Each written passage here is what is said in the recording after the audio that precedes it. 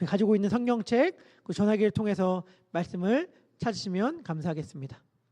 우리 그래 말씀을 찾으신 줄 알고요. 우리 짧으니까 우리 함께 합독하도록 하겠습니다. 우리 같이 읽겠습니다. 마태복음 6장 14절 15절입니다. 시작.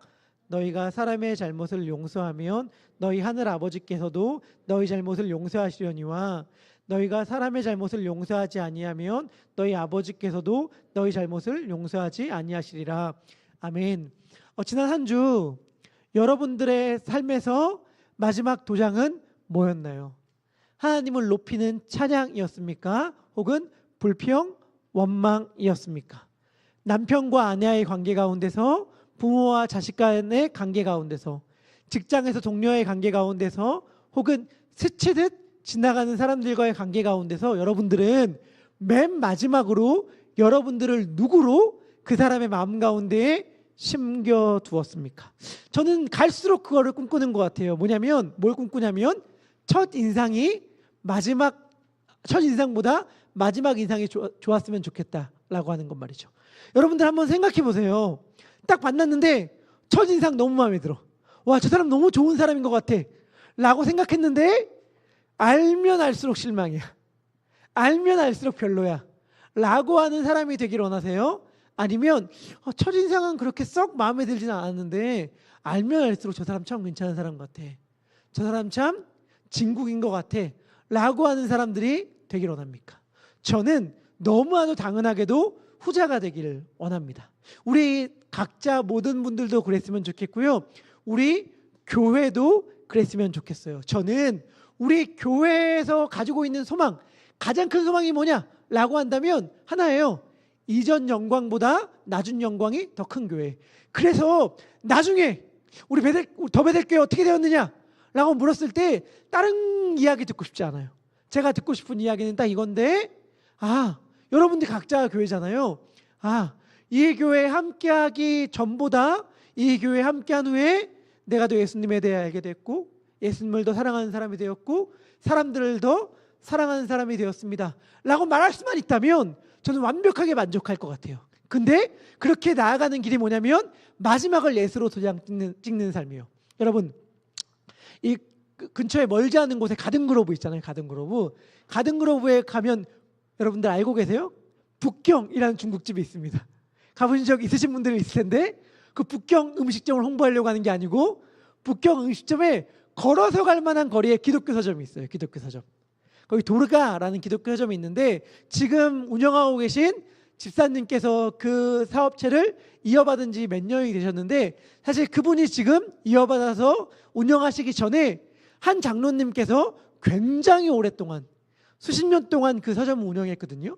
그 장로님이 김차생 장로님이라는 분인데, 제가 그분의 일화를 몇 개 들어서 알고 있어요. 미국 말고 한국의 웨스터민스터 신학대학교의 이사장님이셨거든요. 그런데 그분이 대통령의 종교 특보이기도 했고 그런 식의 역할을 담당했는데, 제가 그분의 이야기를 하나 예전에 들은 게 기억이 나요. 그게 뭐냐면, 그분이 사람과 만나잖아요. 교제하고 인사한 다음에 헤어질 때 늘 명함을 줬대요. 명함을. 그러면 그분의 명함에 뒤에는 이렇게 적혀 있었다고 해요. 뭐라고 적혀 있었냐면, 저와 오늘 나눈 대화들, 그리고 제가 누구였는지는 하나도 기억하지 않고 다 잊어도 상관없습니다. 그런데 제가 오늘 말씀드린 예수님만큼은 당신의 마음에 꼭 자리 잡았으면 좋겠습니다 하는 내용을 명함 뒤에 늘 넣고 만나고 헤어질 때에 나눠줬다고 합니다. 그게 뭐죠? 맨 마지막의 인사를, 맨 마지막의 도장을 예수님으로, 찬양으로, 하나님께 영광 돌림으로 찍는 거죠. 저는 우리 모든 더 베델의 성도님들의 삶이 그렇게 맨 마지막을 하나님께 영광 돌림, 예수로 꽝 찍었으면 좋겠습니다. 그리고 그렇게 할 수 있다면 여러분들의 삶이 가장 영광되고 아름다운 삶이다 라고 말할 수 있을 것 같습니다. 오늘은 예수님께서 주기도문을 마무리하신 다음에 용서에 대해 한 번 더 말씀하신 것에 대하여 이야기를 나눠보려고 합니다. 예수님께서 이미 주기도문의 두 번째 우리 청원을 통해 용서에 대하여 이야기해 주셨어요.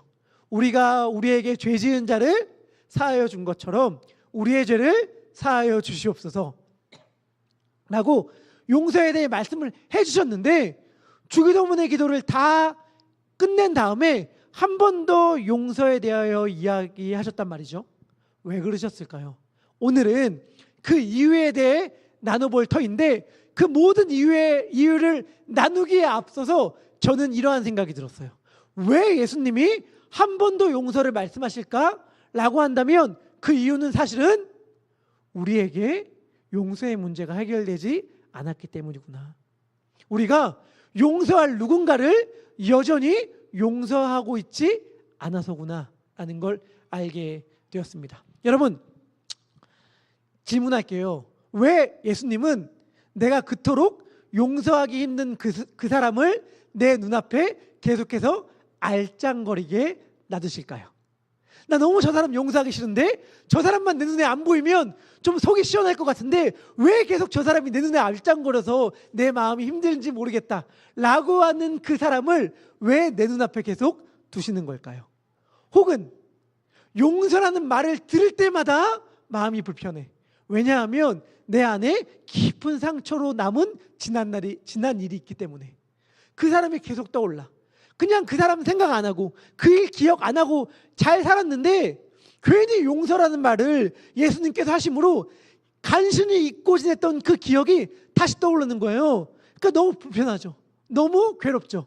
주님, 왜 다시 그 일을 떠올리게 하셔서 저의 마음을 이토록 힘들게 하십니까? 라고 질문할 수 있잖아요. 왜 그러시는 걸까요?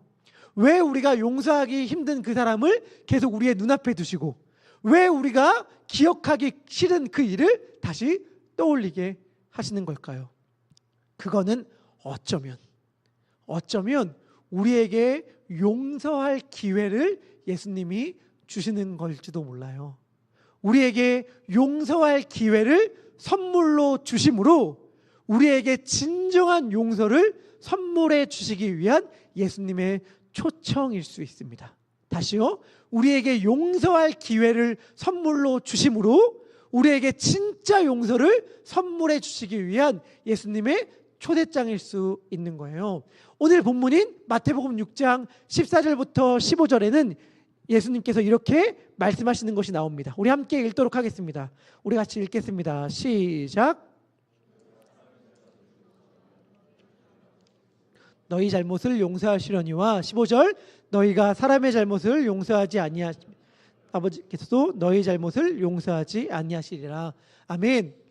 예수님께서 똑같은 말 한 번 더 반복하시거든요. 마치 보충 수업을 하듯이 말씀하세요. 여러분, 우리가 누군가를 보충 수업을 한다면 선생이 학생에게 어떤 내용을 보충하여 설명한다면 그 이유는 뭘까요? 첫 번째, 중요해서일 수 있죠. 예를 들면 A, B, C, D, E 쫙 가르쳤어요. 그런데 그 중에 C가 특별히 중요해. 그래서 한 번 더 강조하는 거예요. 야, 너 C의 내용 특별히 중요하니까 더 기억해. 이거 시험에 나온다. 중요한 내용이니까 반드시 기억해. 라고 하면서 강조할 수 있습니다. 또 하나의 케이스가 있는데 어떤 케이스냐면 학생에게 A, B, C, D, E를 가르쳤어요. 그런데 그 학생이 A, B, D, E는 너무 잘 알아들어. 너무 완벽하게 이해했어. 그런데 C는 아직 이해를 못한 것 같아. 라고 한다면 C가 다른 것보다 더 중요해서가 아니라 더 잘 이해를 못하기 때문에 강조할 수 있는 거잖아요. 예수님의 오늘 본문 내용은 후자에 가깝습니다. 여러분들 주기도문의 내용을 읽어보시면 아시겠지만 주기도문 가운데 명시적으로 예수님께서 분명하게 너희들 이것 순종해라 라고 요청하신 것은 용서가 유일합니다. 주기도문의 내용 가운데 명시적으로 우리들에게 무언가를 순종하라고 요청한 것은 용서가 유일해요. 그러니까 용서가 그만큼 힘들고 어렵고 또 우리의 몫이다 라고 할 수 있는 거예요. 그래서 예수님께서는 우리에게 용서에 대해 한 번 더 강조하시는 겁니다. 이거 쉽지 않은 일이야. 근데 너희가 반드시 해야 할 너희의 몫이니까 꼭 기억하고 이 말씀을 잊지 않았으면 좋겠다 라고 예수님은 말씀하시는 셈이죠. 제가 지난주에 용서에 대한 책 한 권을 소개해 드렸습니다. 지난번에 그때 소개해 드린 책이 팀 켈러의 용서를 배우다라는 책입니다. 팀켈러는 이 책에서 우리가 용서가 힘든 이유가 용서에 대하여 잘못된 이해를 갖고 있기 때문인데, 세상에서 이야기하는 용서의 잘못된 모델 3가지를 우리들에게 설명해 줍니다. 용서의 잘못된 모델 3가지인데요. 첫 번째 모델은 이겁니다. 뭐냐면 무조건 용서해야 한다는 압력이에요. 이러면서 한 가지 예를 들려줍니다. 1987년의 일인데요. 과테말라로 미국인 수녀 다이애나가 선교를 하기 위해 나아갑니다. 2년을 약정하고 나아갔어요. 그런데 1989년 11월에 그 여인이 과테말라 군인에게 납치가 됩니다. 여러분들 생각해 보세요. 87년에 갔어. 2년 약정으로. 근데 89년 11월에 납치가 되었으면 어느 타이밍에 납치가 된 거예요? 거의 끝날 때 아닙니까? 거의 마무리 지을 때, 거의 돌아올 날만 얼마 앞두고 있을 때 납치를 당해서 여성으로서는 감당하기 힘들 끔찍한 일들을 겪게 되었어요. 그런데 문제가 생겼습니다. 과테말라 군인이 그 다이애나 수녀를 납치할 때 이 여인이 미국인인 걸 몰랐어요. 납치하고 알고 보니까 미국인이야. 그러니까 미국인을 함부로 건드리면 큰 문제가 될 수 있잖아요. 그러니까 화들짝 놀라서 그 여인을 풀어줍니다. 수녀를 풀어주면서 뭐라고 이야기했는가? 이렇게 말했어요. 당신은 기독교인이고 수녀라는 걸 우리가 알고 있어. 당신은 수녀이니 우리의 잘못을 용서해 주리라 믿소. 라고 하면서 그 여인을 풀어줬습니다. 어떻게 해야 할지 난감하고 당황했지만 그보다 다이애나 수녀가 더 힘들고 더 곤욕스러웠던 것은 그녀의 친구와 그녀가 모르는 사람조차 계속해서 용서를 이야기했다는 사실이에요. 마치 내가 그 군인들을 용서하기만 하면 모든 문제가 해결될 것처럼, 그리고 용서하기만 한다면 아무 일도 일어나지 않은 것과 마찬가지가 될 것처럼 모든 사람들은 자신들에게 얘기하기 시작했다는 거죠. 용서했어? 용서하면 좋지 않을까? 라고 하고 말이죠. 그래서 그 다이애나 수녀는 말합니다. 기독교의 관심은, 나를 사랑하는 사람들조차도 그들의 모든 관심은 사회 정의가 아니라 개인의 용서에 있는 것처럼 나에게 이야기했다라고 말이죠. 많은 경우 교회에서 용서라는 개념은 학대와 불의의 가해자에게 유리한 방식으로 작동됩니다. 많은 사람들이 그 용서라는 개념을 악용하죠. 팀켈러 목사님은 이러한 무조건적 용서는 값싼 은혜와 같다라고 이야기합니다. 가해자, 피해자 사이에 권력의 불균형도 여전하고 정의의 추구는 전혀 없기 때문이죠. 그래서 이것을 잘못된 용서의 모델이다라고 이야기합니다. 두 번째 잘못된 용서의 모델이 있어요. 그것은 무엇이냐면 거래적 용서입니다. 그것은 뭐냐? 가해자가 용서할 만큼, 용서를 받을 만큼 충분히 반성과 회개와 자책을 해야 그제야 비로소 용서를 베풀어야 한다라고 하는 입장입니다. 이 입장의 지지자들은 이야기해요. 자격을 갖춘 이들만 용서를 받을 수 있다. 우리가 용서를 신중하게 행하는 것은 피해자의 일종의 권리이며 더 나아가 권력이다라고 말이죠. 이 상황 가운데서 가해자가 용서를 받기 위해선 충분히 울고 불고 애통해하고 사과해야 한다는 조건이 뒤따릅니다. 그리고 이 과정에선 상당한 자기 비하가 일어나게 돼요. 그러면 가해자는 용서를 받을 수 있을지 모르겠지만 그 과정 가운데에 너무나도 상처를 입죠. 그러니까 피해자가 요청하는 건 딱 하나예요. 가해자가 충분히 상처받을 때까지, 혹독한 시련을 겪은 이후에, 나만큼 아파하고 고통받은 이후에 내가 그제서야 비로소 용서를 베풀겠다라고 하는 것이죠. 하지만 성도님들, 이러한 용서를 용서라고 할 수 있을까요? 이것은 용서라기보단 어쩌면 일종의 거래가 아닐까요? 그리고 이러한 거래의 치명적인 문제는 뭐냐면 어느 순간 피해자를 가해자로 만들고 가해자를 피해자로 만든다는 거예요. 그래서 끊임없는 이 복수의 악순환을 끊어낼 수 없다라고 하는 것이 이 모델에 대한 모델의 잘못된 점이라고 할 수 있을 것입니다. 세 번째는 이겁니다. 아예 용서하지 말아야 한다는 입장입니다. 이 입장은 용서는 학대할 수 있는 권력을 지닌 사람이 그 권력을 유지할 수 있는 수단이기 때문에 용서라는 것은 결코 존재해서는 안 되고 우리가 추구해야 될 것은 오직 정의다라고 하는 입장이죠. 첫 번째, 무조건적 용서해야 한다는 압력. 두 번째, 거래적 용서. 세 번째, 용서는 없다. 이 세 가지 모델이 세상에서 말하는 용서의 세 가지 모델이다라고 팀켈러 목사님은 설명합니다. 그런데 이 세 가지 모델에 공통점이 있어요. 세 가지 모델의 공통점이 뭐냐면 모든 경우에 용서의 수직적 차원이 결여되어 있다라고 하는 점입니다. 이 모든 상황들은 수평적 상황 가운데서 인간들 사이에서 일어나는 일들만 고려한 모델이지 하나님과의 수직적 차원을 염두에 두지 않았습니다. 그러나 이와 대조적으로 성경에 나와 있는 값비싼 용서는 수직적 차원과 수평적 차원이 공존합니다. 우리 다 아시겠지만 주기도문에서 예수님이 용서를 말하셨을 때 어떻게 말하셨어요? 우리가 용서해야 할 대상은 수평적 차원의 인간입니다. 용서를 구해야 될 대상은 수직적 차원에 계신 하나님이죠. 그렇기 때문에 용서는 이 두 가지 차원이 공존해야 하는 거예요. 사랑하는 더 베델의 성도님들, 만약에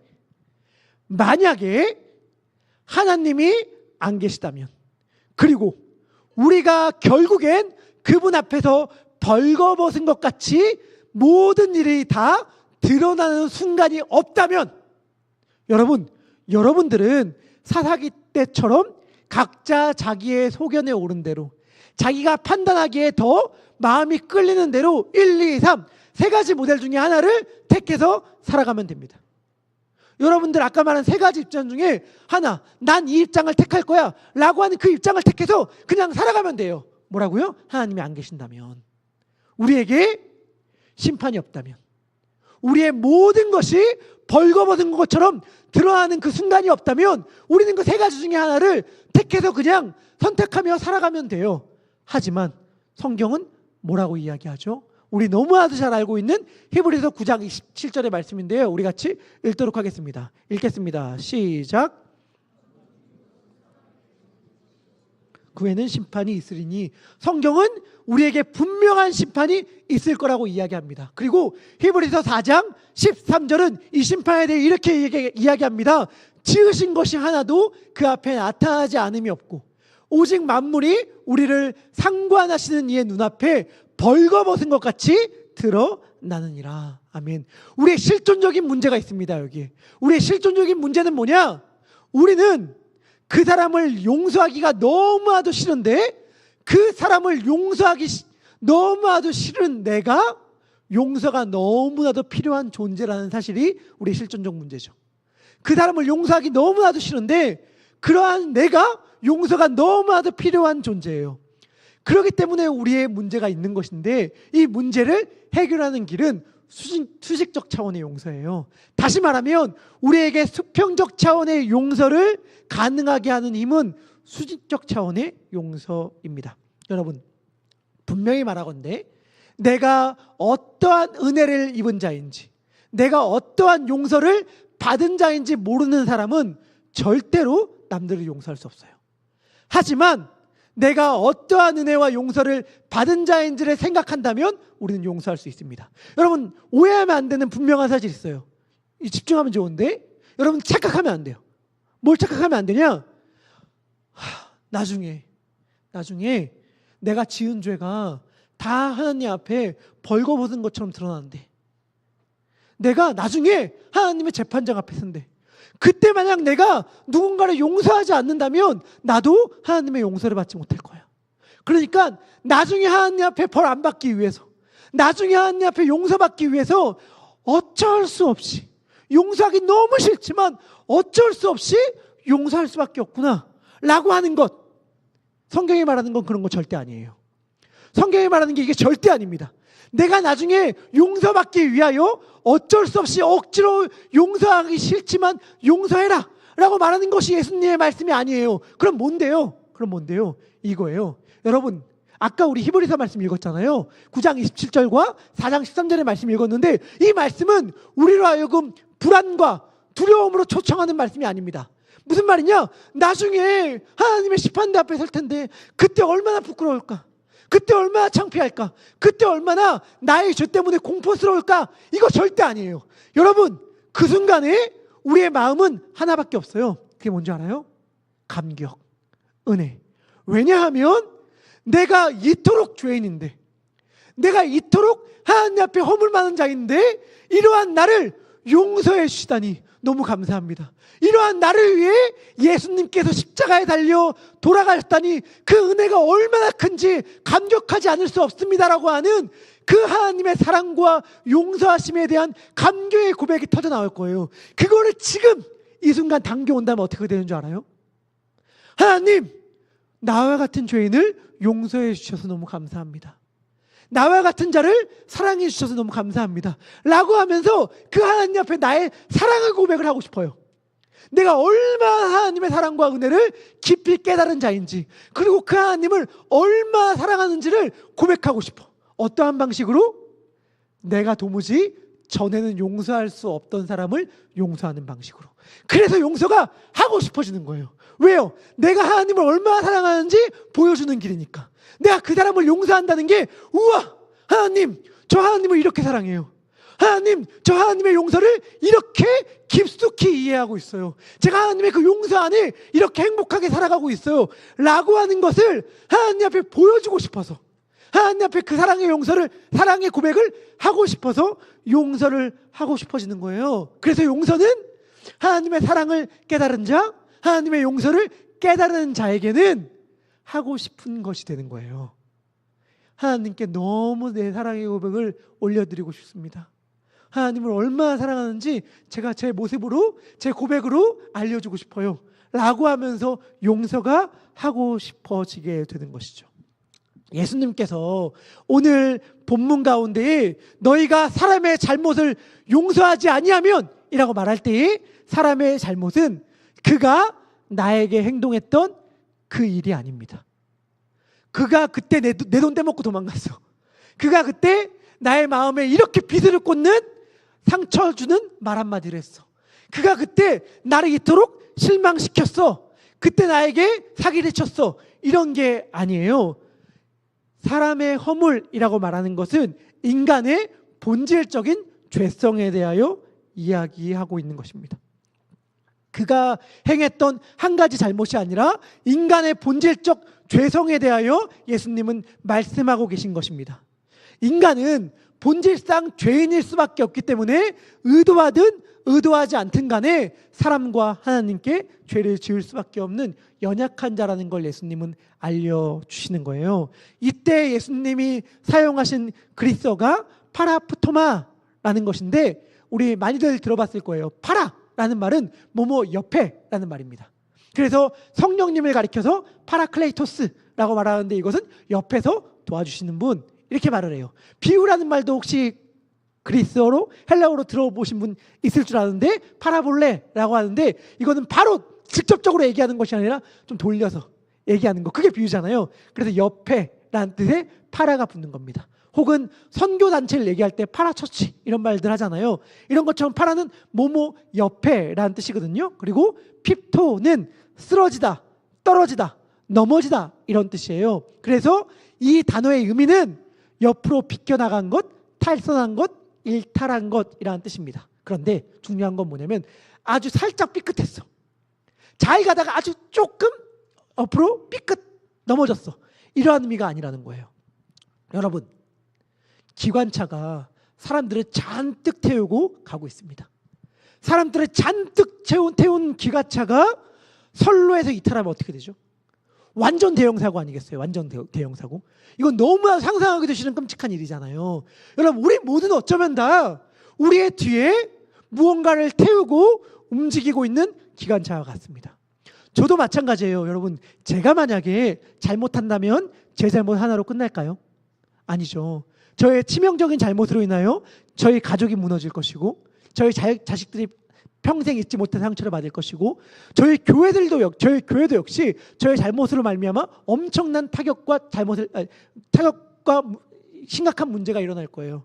저만이 아니에요. 여기 계신 모든 분들 내 인생 뭐 어차피 내 거 아니야? 절대 아닌 것은 여러분들은 지금 여러분들의 가족, 미래 그리고 수많은 것들을 태우고 운영하고 있는 기관차가 같다는 거예요. 그런데 여러분 이 기관차가 선로를 이탈하면 어떻게 되겠어요? 오늘 본문의 말씀은 그 정도의 심각성을 가지고 예수님께서 말씀하시는 것입니다. 이 본문의 단어, 아까 말한 자의 헬라어 파라프토마라는 단어는 구약에 한 번도 등장하지 않은 말입니다.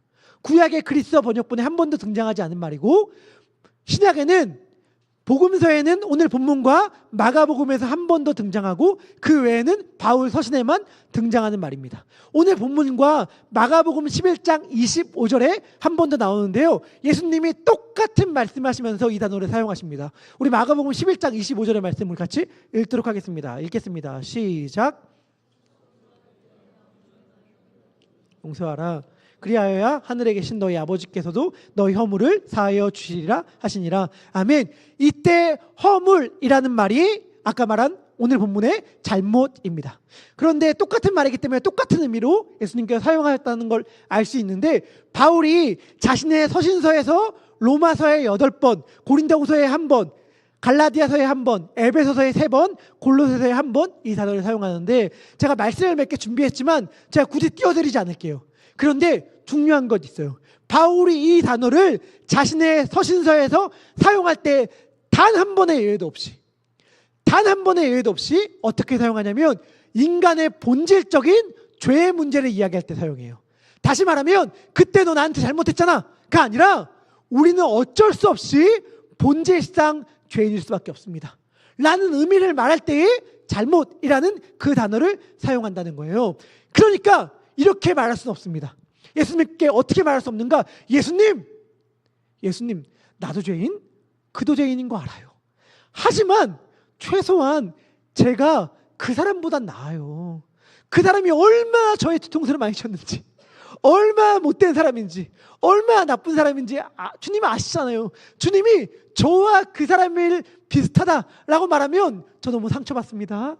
주님, 사람의 잘못을 용서한 것처럼 너가 용서받는 것처럼 그를 용서하라 라고 말할 때 그 사람과 저는 죄질이 달라요. 죄를 범한 횟수가 달라요 라고 말할 수 없는 이유가 뭐냐면 어떤 특별한 한 일을 말한 게 아니기 때문이에요.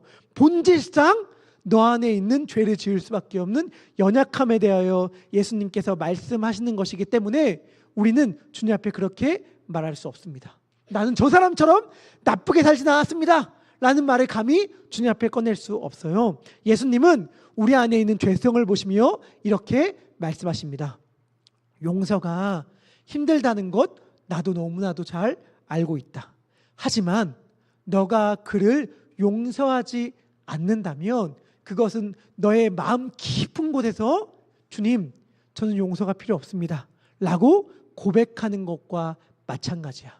하지만 너에게는 용서가 너무 필요하단다. 너는 용서 없이는 살아갈 수 없는 존재야. 예수님은 우리들에게 이렇게 말씀해 주십니다. 용서에 대해 이야기할 때 여러분들 또 성경에서 이야기하는 굉장히 중요한 통찰이 하나 있습니다. 그것은 뭐냐면 예수님께서 굉장히 많은 경우에 거의 예외 없이 용서를 이야기할 때 언제나 기도에 대해 함께 이야기한다는 거예요. 그러니까 용서와 기도가 늘 짝을 이뤄서 나와요. 기도가 무엇인지, 기도가 얼마나 능력이 있는지를 말씀하신 후에 예수님은 용서에 대해 언급하십니다. 오늘 본문도 주기도문이라는 기도를 가르쳐 주신 바로 그 직후에 용서에 대해 말씀해 주셨잖아요. 그런데 오늘 본문과 동일한 말씀을 아까 마가복음 11장 25절에서 예수님이 말씀하셨는데 바로 그 앞에 11장 23절과 24절에 예수님은 이렇게 말씀하십니다. 우리 이 말씀 같이 읽도록 하겠습니다. 읽겠습니다. 시작.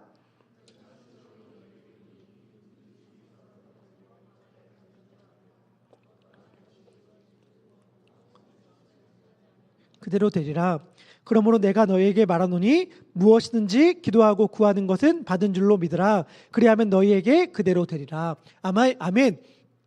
예수님께서 이 말씀을 하신 다음에 너희가 기도하면 그대로 다 될 거야 라고 위대하고 놀라운 약속, 심지어 뭐라고까지요?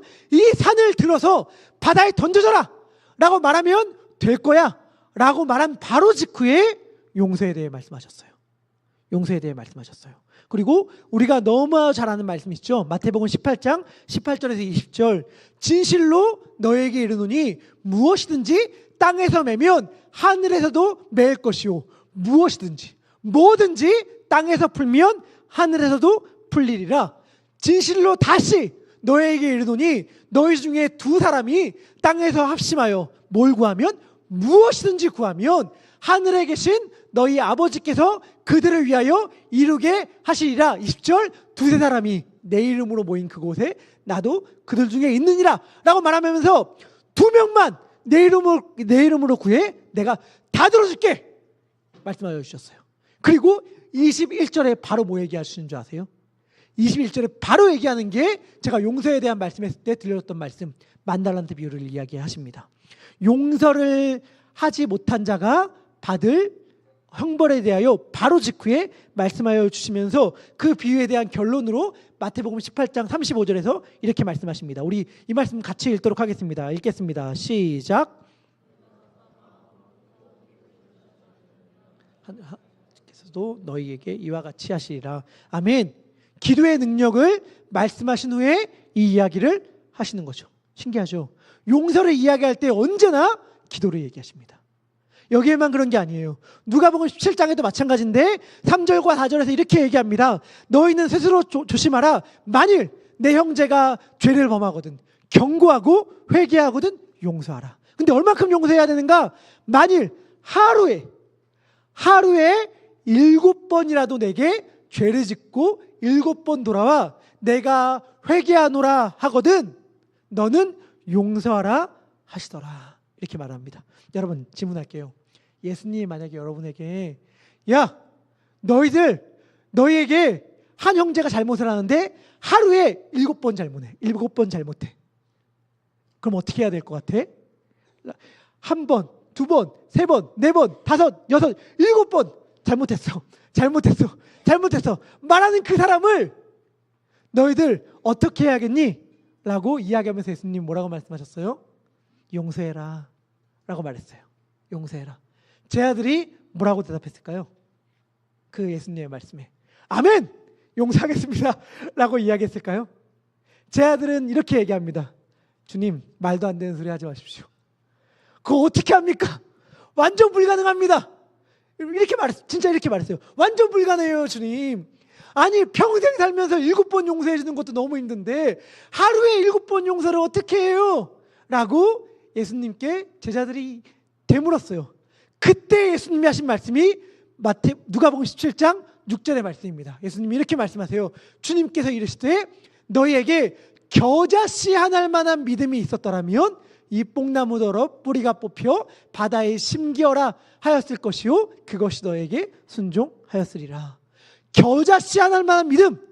뽕나무에게 명령해서 너 바닷속에 들어가 라고 하면 갑자기 뽕나무가 뿌리가 뽕 하고 뽑혀서 바닷속에 들어가는 그 이야기가 언제 나왔냐? 용서가 불가능하다라고 말할 때의 예수님의 답변이었어요. 여러분, 이렇듯 기도의 능력과 용서는 늘 붙어서 언급됩니다. 왜 그러셨을까요, 예수님이? 왜 그러셨을까요?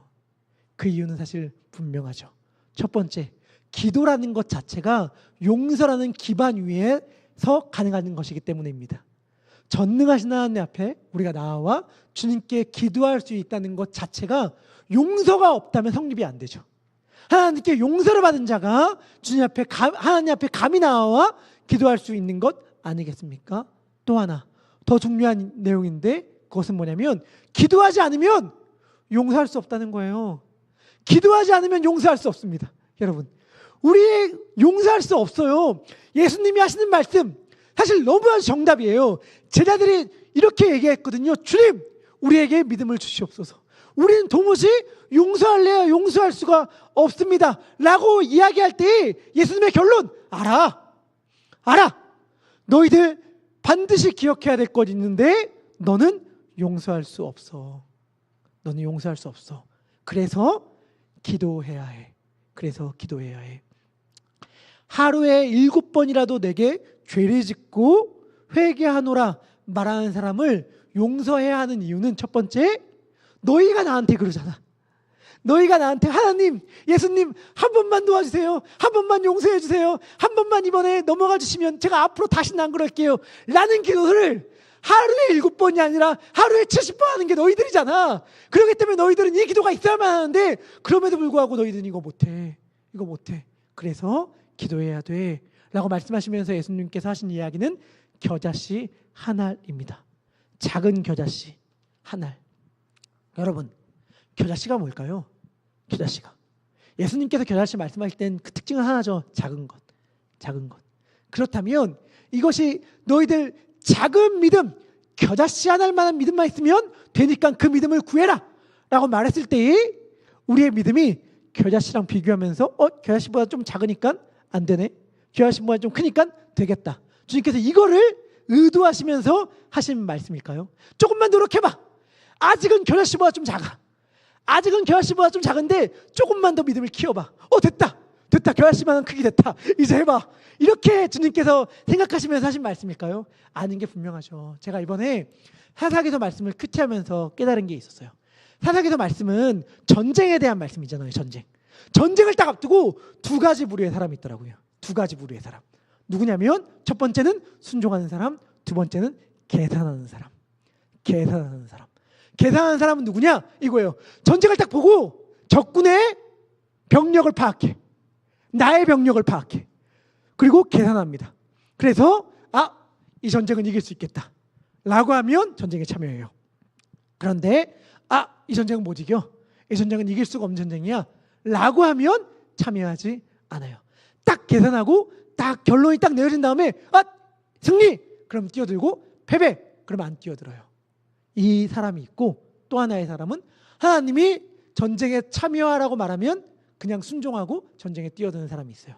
적군의 군대가 얼마나 크든 내가 얼마나 약하든 상관없이 전쟁에 뛰어드는 사람이 있어요.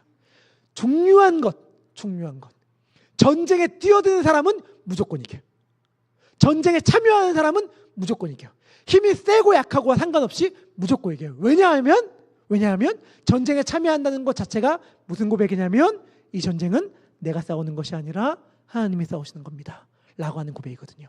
전쟁에 참여하면, 일단 참여만 하면 하나님이 싸워주시기 때문에 승리하는 거예요. 핵심은 그래서 전쟁에 참여하느냐 아니하느냐이지 내가 얼마나 힘이 있느냐 아니냐가 아니에요. 용서가 똑같다는 걸 알게 됐어요. 겨자씨만한 믿음이 뭐냐? 주님께서 나에게 용서하라고 명령하셨다면 주님께서 그렇게 하게 할 것을 믿습니다 라고 하면서 용서를 선포하면 돼.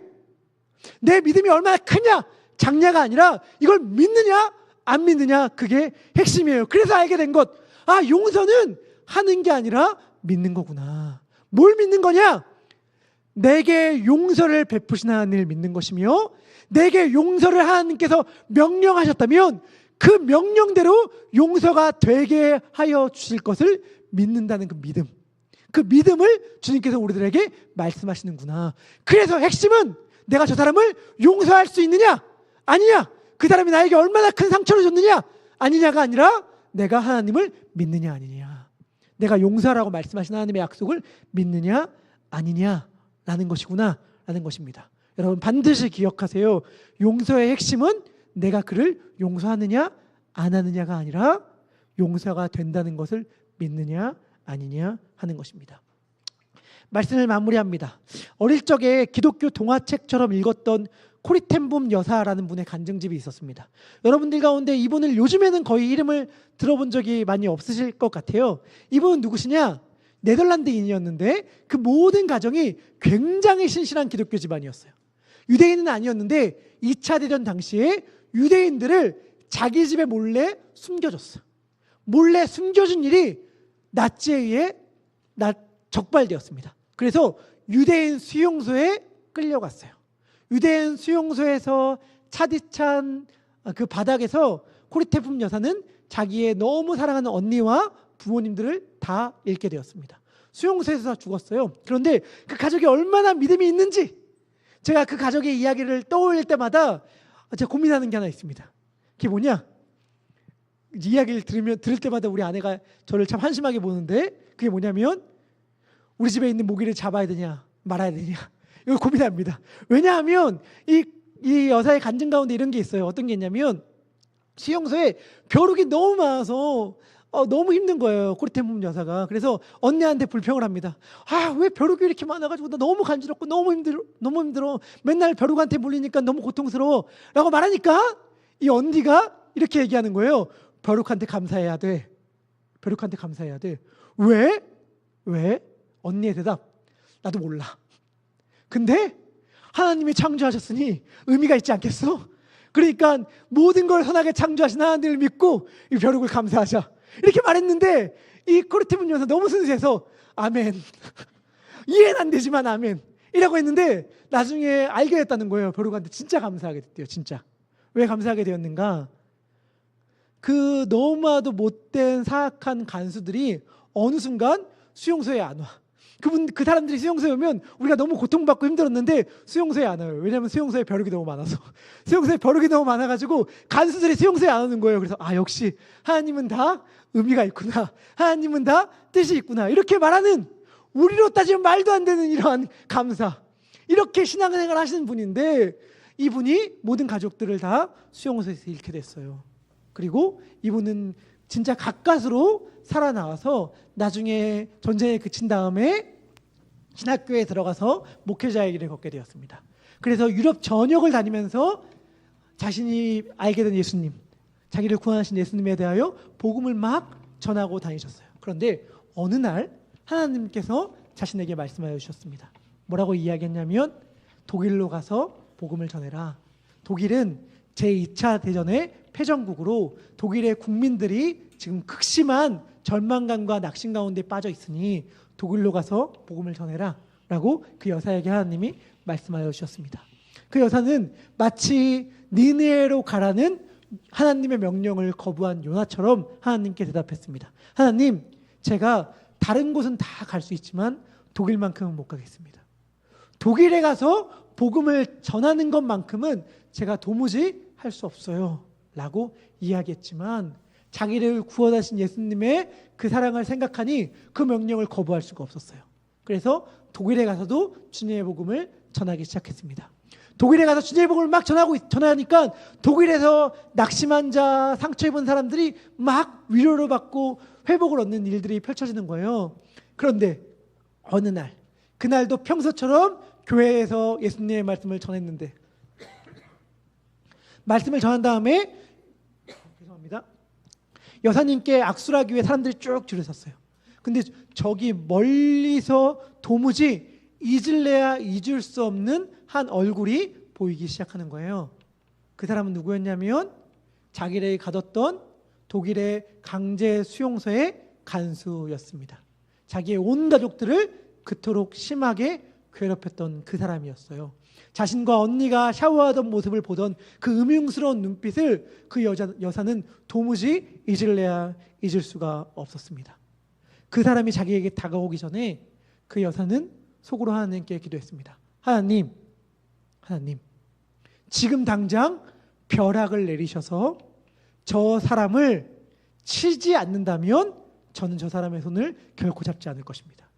하나님께서 지금 당장 저 사람에게 벼락을 내리셔서 저 사람이 만약 내 눈앞에서 꾸꾸라진다면 그때 제가 저 사람을 일으키기 위하여 손을 내밀 수 있을지는 모르겠지만 그렇지 않는다면 저는 절대로 저 사람의 손을 잡지 않을 겁니다.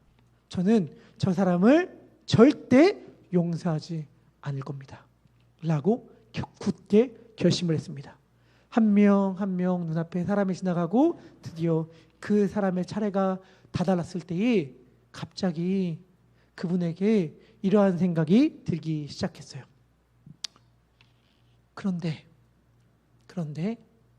만약에 내가 받은 멸시와 모욕과 천대보다 비교할 수 없는 모욕과 멸시와 천대를 받으시고 십자가에 달려 죽으신 예수님이 저분을 용서하셨다면 내가 어떻게 저분을 용서하지 않을 수 있지? 만약에 나보다 더 극심한 고통과 절망 가운데에 처절하게 외로이 홀로 죽어가신 예수님이 저자를 자신의 자녀로 안으셨다면 내가 어떻게 저 사람을 거부할 수 있지? 라는 생각이 그분의 마음 가운데에 피어오르기 시작했어요. 그래서 여사는 주님 앞에 기도했습니다. 주님, 저는 할 수 없습니다. 저는 할 수 없습니다. 하지만 만약에 주님께서 제가 저 사람을 용서하기를 원하신다면 제 손을 움직여 주시옵소서.